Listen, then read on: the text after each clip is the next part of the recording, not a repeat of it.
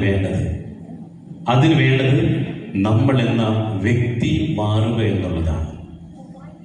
ആ പവർ നേടിയെടുത്താൽ പിന്നെ ആ പണം വരുന്നതിന് ലിമിറ്റില്ല. ഓക്കെ, അപ്പൊ നമുക്ക് പഠിക്കാം. 2 കോടി രൂപയിലേക്കുള്ള യാത്ര. റെഡി?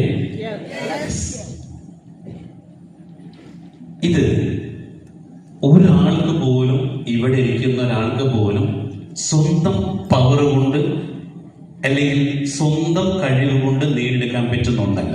ദാറ്റ് മീൻസ് മാനുവലായിട്ട് ഇത് നേടാൻ പറ്റില്ല. റൈറ്റ്? ഇത് നമ്മൾക്കൊരു അമാനുഷിക ശക്തി ഉണ്ടാക്കി. അല്ലെങ്കിൽ നമ്മൾ കഴിഞ്ഞ ദിവസം ഒരു എക്സാമ്പിൾ പറഞ്ഞിരുന്നു. പണ്ട് നമ്മുടെ ചുറ്റിനുമുള്ള കുളം, ഈ കുളം വൃത്തിയാക്കിയിരുന്നത് 2 ആൾ അപ്പുറം ഇപ്പുറം നിൽക്കുന്നു. ഒരു കയറിന്റെ അപ്പുറം ഇപ്പുറത്തൊരു തൊട്ടി പോലത്തെ എന്തെങ്കിലും പാള പോലത്തെ എന്തെങ്കിലും ഉണ്ടാവും. ഇതുകൊണ്ട് പണ്ട് ആളുകൾ വെള്ളം എടുത്ത് അല്ലെ പുറത്തേക്ക് കളഞ്ഞിട്ടാണ് വറ്റിച്ചിരുന്നത്, മീൻ പിടിച്ചിരുന്നത്, കുളം വൃത്തിയാക്കിയിരുന്നത്. അതിനുശേഷമാണ് മെഷീൻ വരുന്നു. ആ വലിയ മെഷീൻ വന്ന് ഒരു വലിയ വണ്ണമുള്ള ഒരു ഓസ് കുളത്തിലേക്ക് ഇടുന്നു. അതിൽ കുറച്ച് പെട്രോൾ ഒഴിക്കുന്നു. ഒരു കറക്കി ഒരു വലിയ, പിന്നെ ഈ മെഷീൻ അങ്ങോട്ട് പൊക്കോളും. പിന്നെ 2 കാര്യങ്ങൾ ശ്രദ്ധിച്ചാൽ മതി. മെഷീനിൽ പെട്രോൾ തീരുന്നുണ്ടോ? 2, ഈ ഫുട്ബോളില് ചളി കയറുന്നുണ്ടോ? ഈ 2 കാര്യങ്ങൾ മാത്രം ശ്രദ്ധിച്ചാൽ മതി.